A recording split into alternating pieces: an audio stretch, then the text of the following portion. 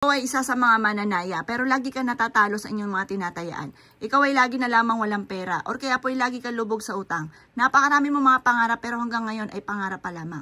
Bukod sa inyong sipag at tiyaga, mainam na, subukan niyo po itong gawin sa pamamagitan ng luya. Marami nagpapatotoo po sa amin na gumawa po ng aming mga pampaswerte at napaka-epektibo mga bossing ko dahil mas gumaan daw po ang daloy ng swerte. Subukan niyo po itong gawin mga bossing. Kailangan lamang po natin ng panulat na kulay pula. Ito pa mga boss, kasi ang pula ay nagtatawag ng swerte at nagtataboy ng kamalasan. Isulat po natin dito yung amount na matagal nyo nang pinapangarap. Pero bago nyo isulat yung amount na matagal mo nang pinapangarap, ay mas mainam mga bossing ko, na isulat nyo muna ang inyong pong tunay na pangalan. Sulat po muna natin, Apple Pagyo. Sample lamang po ito, pangalan nyo po ay susulat po ninyo. Magkakaroon ako ng maraming pera at hindi na ako muli mauubusan pa. Magkakaroon ako ng 7 billion. Siyempre mangangarap din naman tayo, yung tipo ba na talagang malaking halagang pera.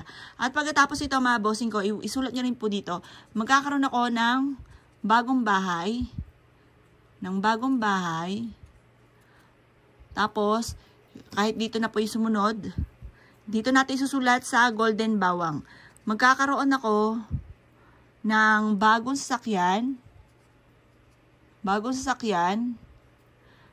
at ngayong taon ng 2025 ay magkakaroon ako ng 7 billion. Walang masamang mangarap mga bossing, kaya itodo-todo nyo na. Mag-wish na kayo dito, marami po yan, pwede ka pang mag-wish.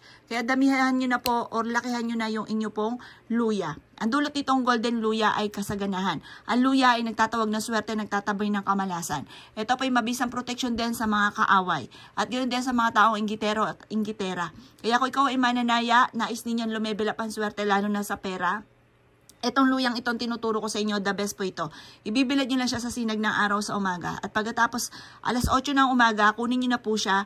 Pwede nyo, yung kalahati nito, ilagay nyo po siya sa may bag po ninyo. Yung kalahati naman, yung iba naman sa wallet ninyo, or kaya pwede rin ninyong isabit sa may pintuan. Ang dulot ito ay napakaswerte. Kayo mismo ay ma-amaze dahil magsusunod-sunod ang pasok ng swerte matapos nyo po itong gawin. Lagi nyo tatandaan, kapag sinulat nyo po yan at sinulat din ang pangalan, huwag nyo ilalagay sa sahig. Dapat yan ay mga sinasabit sa matataas or kaya nilalagay sa bulsa, basta hindi siya pwede sa sahig. Subukan nyo po ito at napaka-epektibo po nito. Basta lagi kang positive kapag ginawa nyo to, lagi kang positive. Huwag kang mag-iisip ng mga nega kasi once ikay nag-iisip ng nega talaga ang mga nagaganap.